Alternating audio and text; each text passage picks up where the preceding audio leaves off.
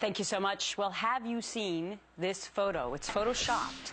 It's an image of the late Dr. Martin Luther King Jr., and it's being used to protest the George Zimmerman verdict. As you can see, if you're listening on the radio, it's Martin Luther King Jr. in a hoodie. Looks just like Trayvon Martin. The image, the work of artist Nicholas Smith, quickly gone viral. And our next guest, Dr. King's niece, is not happy about it. Joining me now, Dr. Alveda King. Good morning to you, Doctor.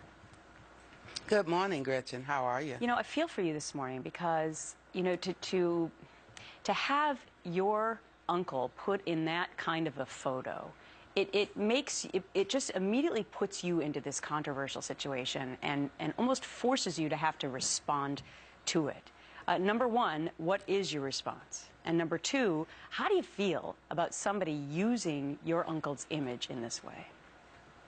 I'm not angry about the art or the artist, Nicholas Smith. I think it's actually very creative, but I'm very saddened because it makes a controversial debate and it takes away from many of the messages of my uncle. So when I see that particular image, I don't immediately think of him saying, we must learn to live together as brothers, and I add in this century as brothers and sisters, or perish as fools. So when I see that image, I don't see the love, I don't see the reconciliation, I don't see the harmony of knowing that we are one human race.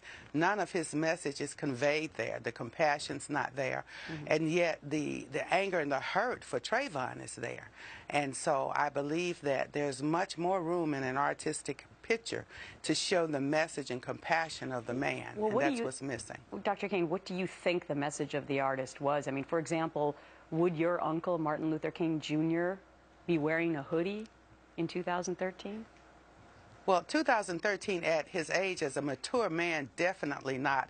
I don't believe as a teenager he would wear one, because I grew up with his father was my grandfather, and he always says, when you go out of that door, you represent Jesus, you represent your family, and you represent your community.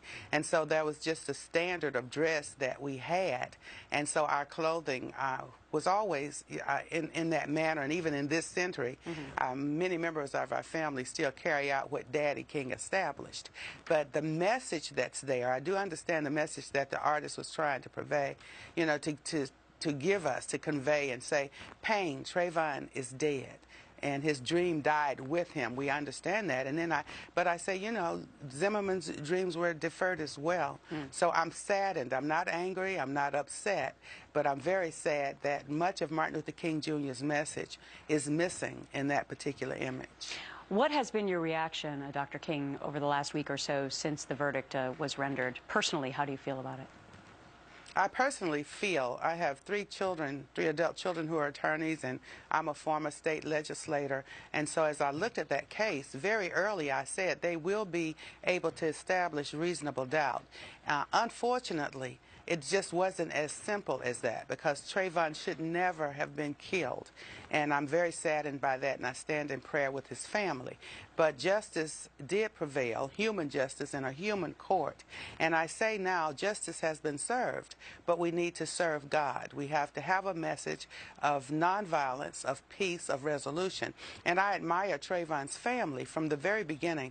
They say, we don't want violence, we don't want this type of conflict, we want justice.